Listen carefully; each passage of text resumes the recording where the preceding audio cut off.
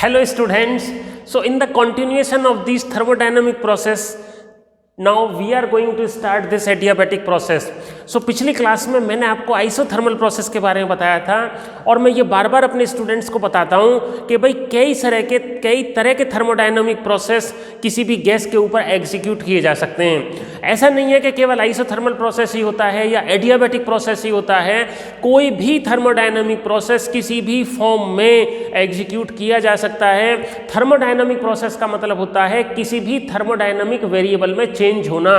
Thermodynamic variables क्या क्या होते हैं? Pressure, volume, temperature, mole, number of moles, mass of the gas, entropy and so on. तो कई सारे थर्मोडायनामिक प्रोसेस किसी भी सिस्टम के ऊपर, किसी भी गैस के ऊपर एग्जीक्यूट किए जा सकते हैं, लेकिन हम पर्टिकुलरली स्पेसिफिकली अपने सिलेबस में कवर कर रहे हैं isothermal process and adiabatic process. So isothermal process पूरा करने के बाद उसी पैटर्न पे हम एडियाबैटिक प्रोसेस को स्टार्ट करने जा रहे हैं। तो ये एडियाबैटिक प्रोसेस क्या होता है स्टूडेंट्स, मैं आपको बता रहा हूँ। जनरली कोई भी गैस जब थर्मोडायनामिक प्रोसेस में आती है तो उसका प्रेशर वॉल्यूम चेंज होता है।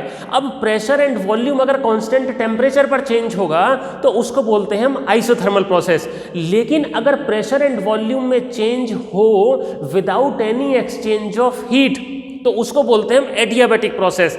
एडियाबैटिक का मतलब होता है नॉन कंडक्टिंग। ओके, तो इसमें क्या होता है, इसमें जो हमारा सिलेंडर है और जो पिस्टन है, जो कंटेनर है, वो नॉन कंडक्टिंग है। ओके, और ये फास्ट प्रोसेस होता है। बेसिकली एडियाबैटिक प्रोसेस की कंडीशन होती है कि कोई भी हीट का एक्सचेंज नहीं होना चाहिए। जब हमने किसी कंटेनर में गैस को लिया है, when an ideal gas is taken in a container और उसको हम कंप्रेस कर रहे हैं या गैस सडन एक्सपेंड कर रही है, तो वहां पर हीट एक्सचेंज नहीं होनी चाहिए। मतलब बाहर की हीट अंदर नहीं आनी चाहिए कंटेनर में, और कंटेनर वाली जो अंदर हीट प्रोड्यूस हो रही है वो बाहर नहीं जानी चाहिए। अब आप ये कहेंगे कि सर हीट का चेंज नहीं होगा तो टेम्परेचर तो चेंज होगा। आपकी बात बिल्कुल सही है, टेम्परेचर इसमें चेंज होता है because there is no exchange of heat between the gas and surrounding, so temperature changes. तो एडियाबैटिक प्रोसेस में टेम्परेचर चेंज होता है। एडियाबैटिक प्रोसेस में प्रेशर भी चेंज होगा, वॉल्यूम भी चेंज होगा, टेम्परेचर भी चेंज होगा। क्या चेंज नहीं होगा? हीट एक्सचेंज नहीं होगी, हीट का ट्रांसफर नहीं होगा। तो यहां पर मैंने लिखा है adiabatic process is the process in which there is a change in pressure and volume of a gas without any exchange. ये बहुत इंपॉर्टेंट है, मतलब इंसुलेटेड होना चाहिए सिस्टम, आइसोलेटेड होना चाहिए, because there is no exchange, no transfer of heat between gas and surrounding. अब ऐसा करने के लिए क्या क्या कंडीशंस होनी चाहिए? ऐसा करने के लिए फर्स्ट कंडीशन होनी चाहिए, walls of the cylinder and piston should be perfectly non conducting. जिस कंटेनर में गैस को लेकर हम एडियाबैटिक प्रोसेस करा रहे हैं वो कंटेनर परफेक्टली नॉन कंडक्टिंग होना चाहिए। The process should be fast so that there is no time left for free exchange of heat between system and surrounding, मतलब बहुत जल्दी से होना चाहिए। तो इसका सबसे अच्छा एग्जांपल है sudden bursting of tyre, sudden bursting of tube of cycle. Okay, cycle के टायर की जो ट्यूब होती है वो सडन ब्रस्टिंग अगर कर जाती है तो एकदम से क्या होता है, वॉल्यूम एक्सपेंड होता है और वहाँ पर टेम्परेचर चेंज हो जाता है, कूलिंग होती है। जैसे साइकिल के वाल्व को अगर आप निकाल दें तो उसकी सारी हवा जब बाहर निकलती है तो क्या होगा, वॉल्यूम और प्रेशर में चेंज होगा और टेम्परेचर गिर जाएगा एकदम से। तो वहाँ पर हमें एक कूलिंग सी फील होती है, स्पेशली समर सीजन में जब साइकिल का जो ट्यूब है उसकी वाल्व हम बाहर खींचते हैं तो हमें ठंडा ठंडा लगता है। तो ठंडा इसलिए लगता है कि सडन एक्सपेंशन है तो टेम्परेचर गिर गया। और कहीं पर अगर जैसे मान लो हमने जोर से ऐसे मार दिया, ऐसे जोर से मार दिया तो गर्म हो गया, तो क्या हुआ, कंप्रेशन। गैस को सडनली कंप्रेस करोगे तो टेम्परेचर इंक्रीज करेगा, हीट प्रोड्यूस होगी, ठीक है। लेकिन अब वो हीट जो प्रोड्यूस हुई है वो बाहर नहीं जानी चाहिए, there should be no exchange of heat. तो यही एडियाबैटिक की कंडीशन है। एडियाबैटिक प्रोसेस की सबसे इंपॉर्टेंट कंडीशन ये है, there should be no exchange of heat between gas and surrounding. Okay, तो यहां पर ये एडियाबैटिक प्रोसेस हो गया, कंडीशंस हो गई।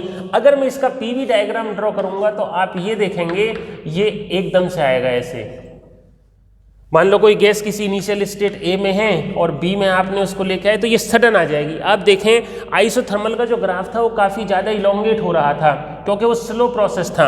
ये फास्ट प्रोसेस है, ये सडन प्रोसेस है, तो ग्राफ इसका एकदम से नीचे आया। वॉल्यूम इंक्रीज किया तो ये हुआ एडियाबेटिक एक्सपेंशन।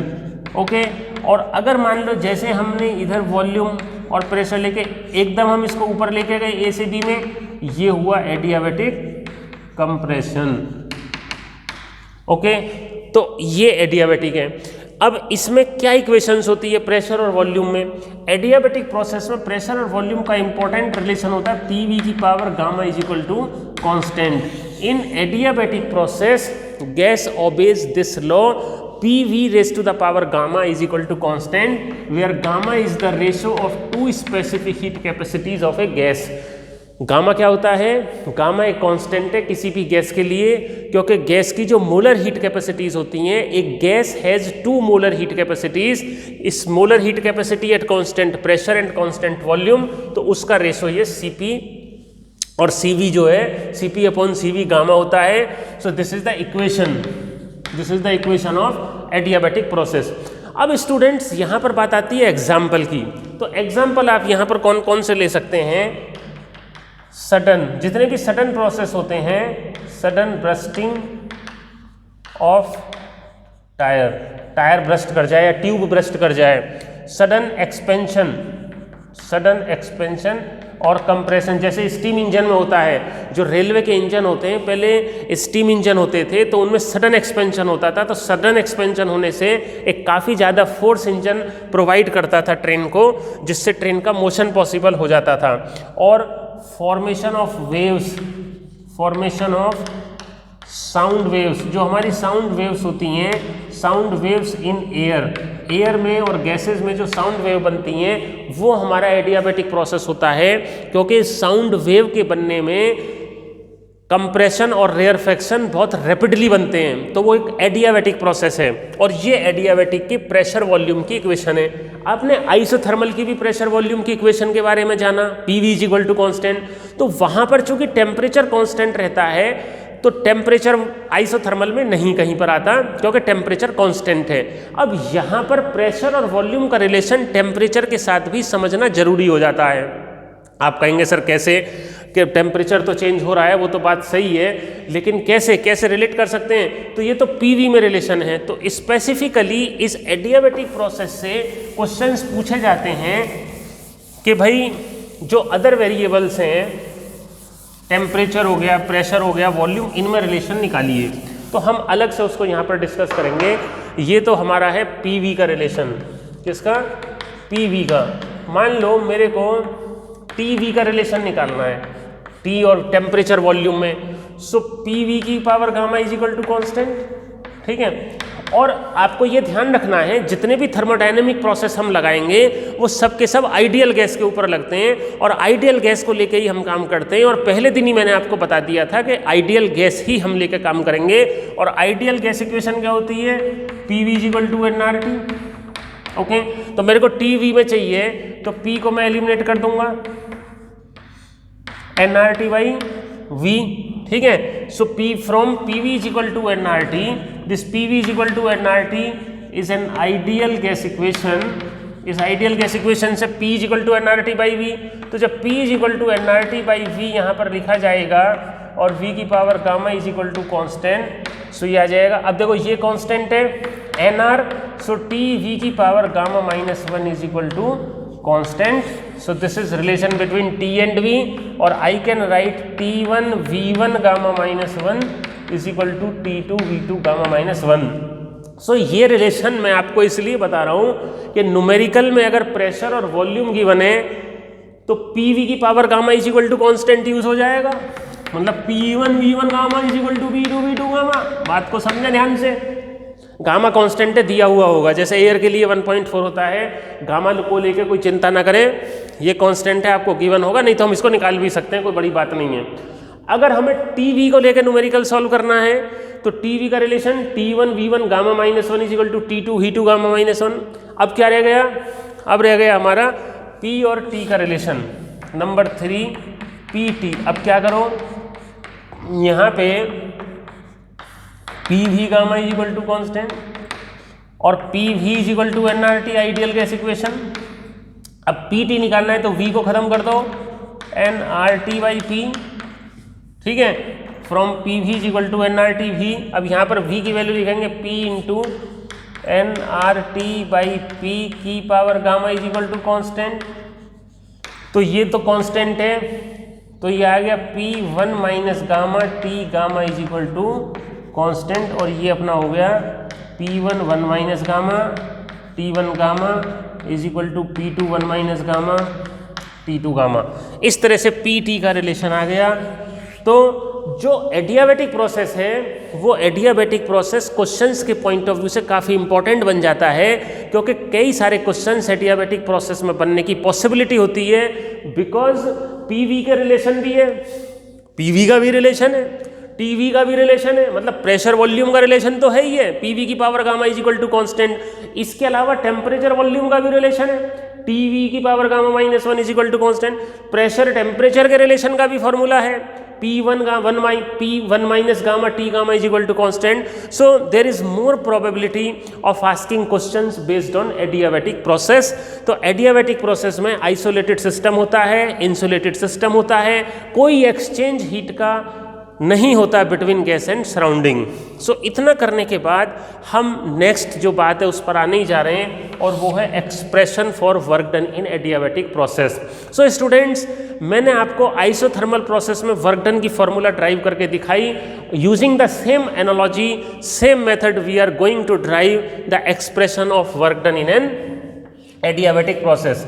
देखो क्या होती है, मान लो ये मेरा एक आइडियल गैस ले ली मैंने, ठीक है, 1 मोल ले लिया आइडियल गैस का सिलेंडर में, और इसका जो बेस है वो तो कंडक्टिंग है, बट वॉल्स और पिस्टन नॉन कंडक्टिंग है, तो गैस एक्सपेंड होएगी, वॉल्यूम ऐसे बढ़ेगा, और ये डिस्प्लेसमेंट हो गया मान लो dx। तो वही पैटर्न वी कंसीडर 1 ग्राम। देखो कैसे हम सटासट करते चले जा रहे हैं, एक ही पैटर्न पे, एक ही एनालॉजी पे।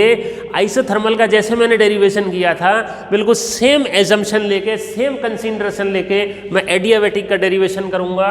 We consider 1 gram mole of an ideal gas taken in a cylinder. Cylinder में 1 ग्राम मोल ले लिया। When heat is given, gas expands, so there is no exchange of heat outside, so temperature changes, so initial pressure P1, volume V1, temperature T1 changes to P2, V2, T2, okay। small work done in small displacement dW is equal to F dx, ये तो हमारा famous formula है। work done is equal to force into displacement, everybody knows it, this is very popular। Theta 0 हो गया तो F dx, और force is equal to pressure into area, so ये A dx क्या हो गया dW। so small work done to change the volume through dV, dW is equal to P dV। so total के लिए क्या करेंगे, total work done W के लिए इंटीग्रल करेंगे ना। अब यहाँ पर फिर आपको यही बात ध्यान रखनी है स्टूडेंट्स, के जैसे यहाँ पर P dV है, तो जर्नली बच्चे के दिमाग में आती है कि ये प्रेशर तो कांस्टेंट है, इसको मैं बाहर ले लूँ, और dV का नहीं, प्रेशर कांस्टेंट नहीं है, प्रेशर वॉल्यूम का फंक्शन है, pressure and volume are related. तो यहाँ से PV की पावर गामा मान लो K है, तो P हो गया K बाई V की power gamma, K is a constant, तो ये अपना आ जाएगा integral V1 to V2 K upon V की पावर गामा dV। तो ये K को बाहर लिखा, V1 से V2 V की पावर माइनस गामा dV। और एक इंटीग्रल का फॉर्मूला आप ध्यान रखो, मैं सबसे पहले क्लास 11th में यही बताता हूँ कि x की पावर n का इंटीग्रल होता है x की power n plus 1 upon n plus 1। x की पावर n का इंटीग्रल होता है x की power n plus 1 upon n plus 1। तो जब ये होगा तो क्या होगा, k v की power minus gamma plus 1 minus gamma plus 1, और लिमिट v1 टू v2। तो इसको मैं ऊपर लिख दे रहा हूँ, यहाँ पर मेरा वर्क डन आ गया k अपॉन 1 माइनस गामा, और V2 1 minus gamma minus V1 1 minus gamma. इस तरह से हमारा वर्क डन का फॉर्मूला आ गया। और अगर किसी आइडियल गैस का वॉल्यूम V1 से V2 चेंज होता है तो work done in adiabatic process, adiabatically अगर एडियाबेटिकली हम वॉल्यूम चेंज करते हैं so work done K/1 minus gamma V2 1 minus gamma minus E1 1 minus gamma. अब इसकी अदर फॉर्म्स भी लिखी जा सकती हैं, प्रेशर की फॉर्म में भी, टेम्परेचर की फॉर्म में भी। देखो कैसे, ये मेरा P1 V1 gamma is equal to P2 V2 gamma is equal to K। So अगर मैं इस K को अंदर ले लेता हूं और यहां पर V2 वाली टर्म लिख दूं तो ये आ जाएगा P2 V2 minus P1 V1, और इधर V1 वाली टर्म के साथ K की ये V1 वाली वैल्यू लिख दूं। सो 1/1 minus gamma P2 V2 minus P1 V1 और PV is equal to RT। Ideal gas equation तो अपनी जगह है। सो 1/1 माइनस गामा, R बाहर आ जाएगा, T2 माइनस T1। इस तरह से वर्क डन का वॉल्यूम की टर्म्स में, प्रेशर की टर्म्स में और टेम्परेचर की टर्म्स में एडियाबेटिक प्रोसेस में हमारा फॉर्मूला ड्राइव हो गया। सो स्टूडेंट्स, आपने ये देख लिया कि कैसे मैंने आपको एडियाबेटिक प्रोसेस के बारे में बताया कि एडियाबेटिक प्रोसेस क्या होता है। Adiabatic process is the change in pressure and volume of a gas without any exchange of heat between gas and surrounding. Since there is no exchange of heat, so there is a change in temperature. Okay? उसके बाद इसकी मैंने conditions बताई कि process बिल्कुल fast होना चाहिए, rapid होना चाहिए, सडन होना चाहिए। और क्यों होना चाहिए ये रैपिड सडन? इसलिए होना चाहिए क्योंकि जो हीट प्रोड्यूस हो रही है या जो हीट गिवन है उसको बाहर जाने का मौका ना मिले, so that there is no time left for exchange of heat between gas and surrounding. उसके बाद जो सेकंड कंडीशन थी वो थी कि walls of the container as well as piston should be perfectly non conducting. उसके बाद मैंने आपको इसकी इक्वेशन बताई, PV gamma is equal to constant. उसके बाद मैंने एग्जांपल्स बताए एडियाबेटिक प्रोसेस के, मैंने PV डायग्राम और इंडिकेटर डायग्राम ड्रॉ किया। उसके बाद मैंने आपको ये भी कहा कि चूंकि इसमें टेम्परेचर चेंज होता है तो प्रेशर वॉल्यूम रिलेशन के साथ साथ हमें टेम्परेचर वॉल्यूम, टेम्परेचर प्रेशर का रिलेशन भी पता होना चाहिए, क्योंकि टेम्परेचर भी एडियाबेटिक प्रोसेस में चेंज हो रहा है। तो ये मैंने रिलेशन ड्राइव किए। उसके बाद जो मैं मेन इंपॉर्टेंट बात थी जो हमने आइसोथर्मल में भी की थी, एक्सप्रेशन फॉर वर्क डन के लिए फॉर्मूला हमने ड्राइव किया, एक आइडियल गैस सिलेंडर में लेके डिफरेंट फॉर्म मैंने उसकी ड्राइव कर दी। अब दो प्रोसेस डिस्कस करने के बाद isothermal process and adiabatic process आपके पूरी तरह से डिस्कस हो चुके हैं, इनकी डेरिवेशन हो चुकी है। इसका एक और फीचर मैं आपको बताना चाहूँगा, that is known as the slope of isothermal and adiabatic curve। देखो, आइसोथर्मल प्रोसेस हो या एडियाबेटिक प्रोसेस हो, प्रेशर और वॉल्यूम के बीच में जो ग्राफ आता है वो कर्व होता है। The graph between pressure and volume is a graph. तो उस ग्राफ का किसी पॉइंट पर जो स्लोप होगा, स्लोप का मतलब होता है कि ग्राफ के किसी पॉइंट पर जब हम टेंजेंट ड्रॉ करते हैं तो कितना एंगल हॉरिजॉन्टल से बनाती है। तो जो हमारा नेक्स्ट टॉपिक है वो है slopes of isothermal, slopes of isothermal and adiabatic processes. देखो, आइसोथर्मल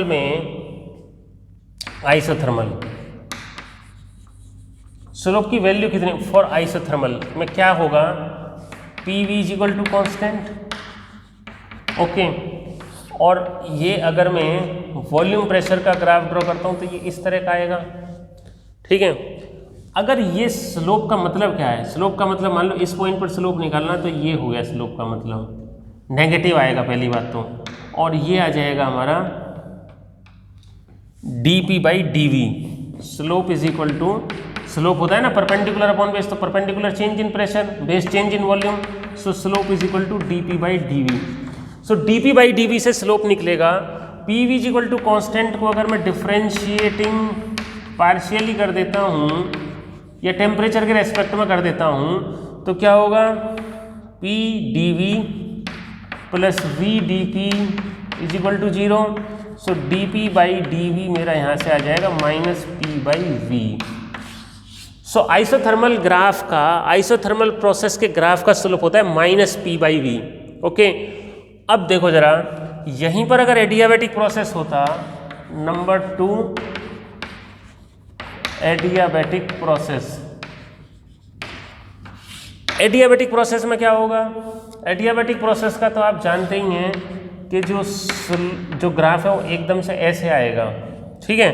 तो आप देखो P V gamma is equal to constant, मतलब स्लोप का मतलब मेरे को यहाँ पर फिर क्या निकालना है? dp बाई डी वी ही निकालना है। स्लोप का मतलब dp बाई डी वी निकालना है। तो इसको फिर डिफरेंशियल करूँगा p as it is gamma v की power gamma minus 1 D V plus V gamma D P is equal to 0। So ये हो जाएगा gamma p v gamma v minus 1 D V is equal to minus V gamma D P. V gamma से V gamma उड़ गया, so D P by D V आ गया minus gamma P by V. तो slope अब देखो isothermal का slope हो गया minus P by V, adiabatic का स्लोप हो गया minus gamma P by V. तो किसका स्लोप ज़्यादा हुआ? न्यूमेरिकली एडियाबैटिक प्रोसेस का स्लोप ज़्यादा हुआ। वैसे भी अगर यहाँ पर आप देखेंगे, ये देखो जरा, ये ज़्यादा हो गया ना। मान लो मैं यहीं पर 2 ग्राफ ड्रॉ कर देता हूँ ए टू बी में, एक ये ऐसे आ जाएगा, ठीक है। तो इसका स्लोप ये एडियाबैटिक और ये आइसोथर्मल। तो हमारा कंक्लूजन क्या निकला? स्लोप का निकला आइसोथर्मल प्रोसेस के ग्राफ का slope dp by D V equal to minus P by V, adiabatic graph का slope minus gamma P by V. So isothermal की तुलना में एडियाबैटिक, ये रिजल्ट आया, adiabatic adiabatic curves are more steeper than isothermal. मतलब किसी भी point पर अगर एडियाबैटिक का जो स्लोप है वो ज़्यादा स्टीपर होता है। सो इस तरह से स्टूडेंट्स हमारा आइसोथर्मल प्रोसेस और एडियाबैटिक प्रोसेस, 2 प्रोसेस पूरी तरह से कंप्लीट हो गए। अब इसके बाद नेक्स्ट क्लास में हम जो बहुत इंपॉर्टेंट बात करेंगे वो करेंगे फर्स्ट लॉ ऑफ थर्मोडायनेमिक्स के ऊपर, इंटरनल एनर्जी के ऊपर and applications of first law of thermodynamics. Okay, thank you and thank you so much.